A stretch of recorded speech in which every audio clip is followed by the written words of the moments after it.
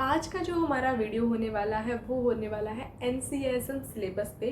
कैसे हम सिलेबस को डिकोड कर सकते हैं और कैसे हम इसको यूज़ करके कम टाइम में स्मार्टली पढ़ के अच्छा स्कोर कर सकते हैं यूनिवर्सिटी में। और ऑब्वियसली बात है, मुझे भी अपने चैनल से व्यू चाहिए, तो आप वीडियो को लास्ट तक देखेगा। लास्ट में मैं आपको कुछ ऐसी इंपॉर्टेंट सीक्रेट बताऊंगी जिसका अगर आपको पता है तो आप भी अच्छे से अपने सिलेबस को एनालिसिस कर सकते हैं और साथ में ही उन स्पेसिफिक टॉपिक्स को पढ़ के आप इजीली अपनी यूनिवर्सिटी में एक गुड स्कोर कर सकते हैं अगर आप अच्छी स्ट्रैटेजी से उसको फॉलो करेंगे। तो चलिए हम वीडियो को स्टार्ट करते हैं।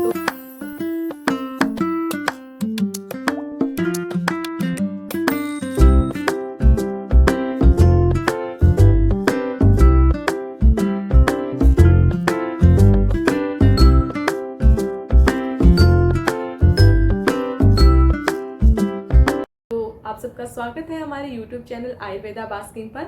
और आज का वीडियो हमारे होने वाला है to decode the NCSM syllabus. तो सबसे इम्पोर्टेंट बात कि as I am a BMS NCSM curriculum student, तो जो सिलेबस मैं फॉलो कर रही हूँ तो मुझे लगा मैं इस पे वीडियो बना सकती हूँ, क्योंकि मैं भी सेम उन्हीं चीज़ों को फॉलो कर रही हूँ और मेरा भी NCSM ही बैच है। तो आज चलिए हम उन सब वीडियो को, उन सब टॉपिक्स को, तो सबसे इम्पोर्टेंट बात कि ये MK topic, DK topic, NK topic का मतलब क्या होता है।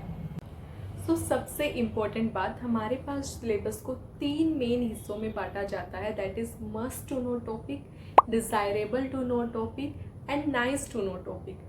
जो पहला हमारा होता है मस्ट टू नो टॉपिक, वो हमारे वो पॉइंट्स होते हैं जो आपको अच्छे से करने रहते हैं। उनका जो भी जितना भी उनका मैटर या जितना भी उनका कंटेंट दिया रहता है वो आपने बड़ा ही अच्छे से करना है, क्योंकि मस्ट नो टॉपिक से आपका LAQ आता है, मीन्स 10 मार्क्स का क्वेश्चन आता है। मैक्सिमम 5 मार्क्स के क्वेश्चन वहीं से आते हैं और मैक्सिमम MCQ भी आपका जो मस्ट नो टॉपिक होता है वहाँ से आता है। तो अगर आपके सिलेबस में कोई टॉपिक मस्ट नो है और आपके पास इनफ टाइम है तो आपने उन टॉपिक को अच्छे से पढ़ने की या उनको अच्छे से एक बार देख के जरूर जाना बिफोर यूनिवर्सिटी। सेकेंड हमारा आता है डिज़ायरेबल टू नो। तो डिज़ायरेबल टू नो वो आपका मतलब पोर्शन रहता है सिलेबस का जहाँ से 3 से ज़्यादा MCQ नहीं आ सकता है और 1 SCQ मीन्स एक 5 मार्क्स का क्वेश्चन आने की प्रोबेबिलिटी रहती है और आता है, लेकिन यहाँ से कोई भी 10 मार्क्स का क्वेश्चन नहीं आता है। तो कुछ जो आपके DK पॉइंट रहते हैं उनको आप बिल्कुल ऐसे ही नहीं छोड़ सकते, क्योंकि वहाँ से भी आपका 3 MCQ और 1 5 मार्क्स का question. And if we talk about nice to know topic, तो ये आपका वो क्वेश्चन रहता है जहाँ से ना ही तो आपका 10 मार्क्स का क्वेश्चन आएगा, ना ही आपका 5 मार्क्स का क्वेश्चन आता है, बट यहाँ से आपके 2 MCQ आते हैं। तो ये आपका रहता है MK, DK और NK टॉपिक। तो इस तरीके से आप अपने सिलेबस को पढ़ सकते हैं। स्क्रीन पे आपको दिख रहा होगा कि ये आपका पर्टिकुलर MK है, ये DK, ये और आपका NK टॉपिक है। तो अगर आपके पास इनफ टाइम है तो मैं आपको बोलूँगी कि आप सबके सब MK टॉपिक को अच्छे से देखना, अच्छे से पढ़ के जाइएगा, और जिसका वेटेज अच्छा खासा उसको तो अच्छे से कीजिएगा, क्योंकि ऑब्वियसली वहाँ से 10 मार्क्स का, 5 मार्क्स और MCQ तीनों आने की प्रोबेबिलिटी रहता है। देन जो DK टॉपिक रहता है, अगर आपको इंटरेस्ट है, आपका बहुत ज़्यादा भी टाइम बचा हुआ यूनिवर्सिटी में, तो आप उसको भी अच्छे से कर सकते हैं। यूनिवर्सिटी अगर आपका आने वाला बिल्कुल पास में ही है तो आप मेनली अपने MK पॉइंट पर ही फोकस कीजिए, क्योंकि मैक्सिमम पेपर, आपको मेन गोल क्या है कि आपको पास करना है, तो मैक्सिमम जो पेपर होगा वो आपका MK से ही आएगा।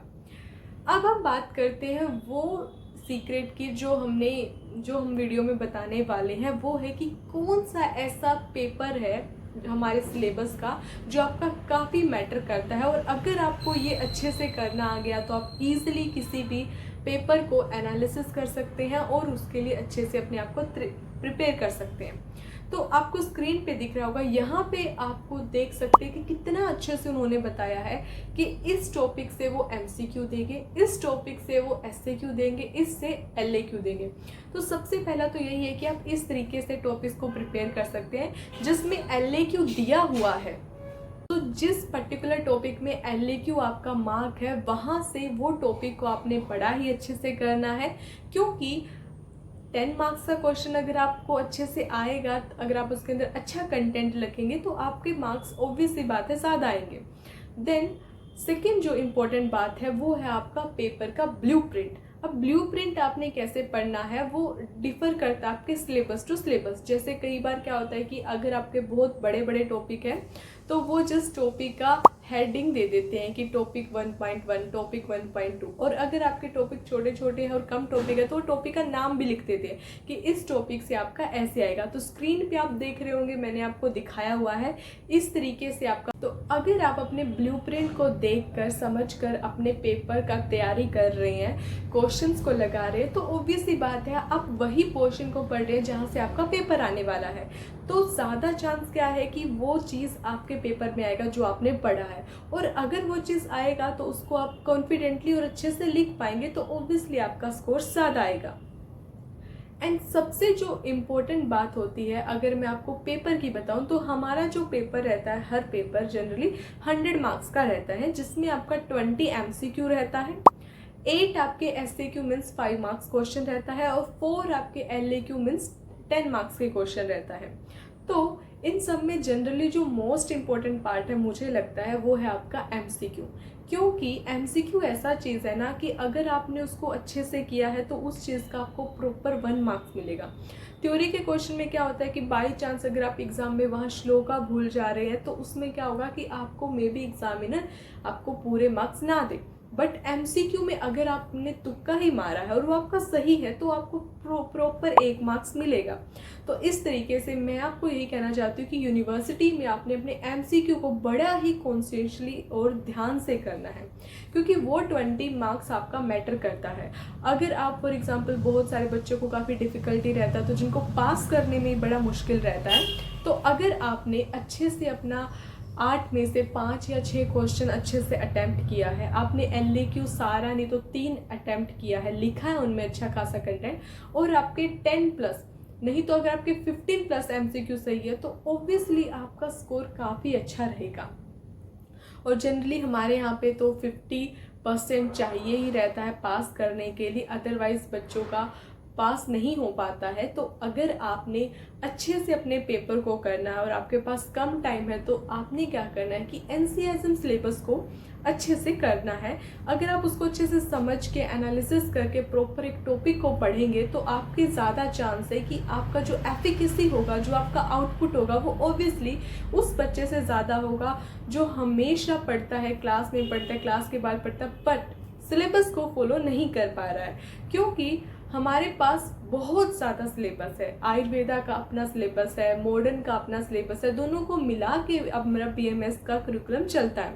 अगर आप सिर्फ एक ही टॉपिक को अच्छे से करे जा रहे हैं और वो मान लीजिए कि आपका DK और NK टॉपिक है तो आप उसको इफेक्टिवली तो पढ़ ही नहीं रहे हैं ना। तो इसलिए जो मोस्ट इम्पॉर्टेंट थिंग्स है वो क्या करना है, अपने सिलेबस को अच्छे से फॉलो करना है। और इसके लिए आप अगर आपको जैसे फ़ोन से सिलेबस को देखने में दिक्कत हो रहा है तो सिलेबस का प्रिंट ले लीजिए, जिससे क्या होगा कि जब भी आप कोई भी टॉपिक को पढ़ने बैठे तो उस प्रिंट को साथ में लेके बैठे।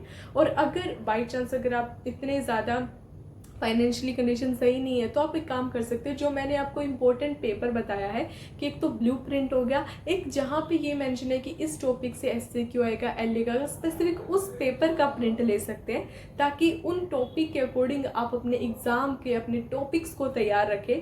जब एग्ज़ाम आए तो आपको वो टॉपिक आता रहेगा तो आप इसमें ईजिली 3 आवर्स के अंदर जितना भी आपने अच्छे से पढ़ा वो लिख पाएंगे। और इस तरीके से आप कम टाइम में इफ़ेक्टिवली अपने पेपर को डिकोड कर सकते हैं, अपने सिलेबस को एनालिसिस कर सकते हैं। तो आज की वीडियो को हम इतना ही रखते हैं। ऐसी और वीडियो के लिए